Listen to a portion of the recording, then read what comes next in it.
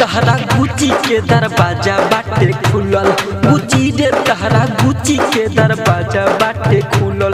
देखो भाई हमर गोली तहरा गुची में बापिलल, देखो हमर गोली तहरा गुची में बापिलल।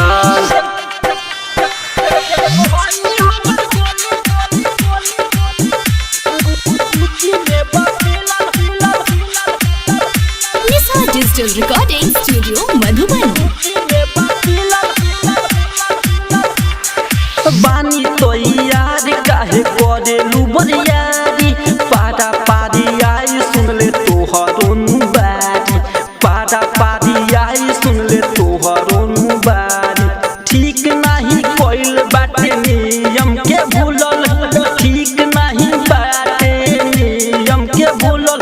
देखो होई हमर गोली तहरा गुची में बापिलल, देखो होई हमर गोली तहरा गुची में बापिलल।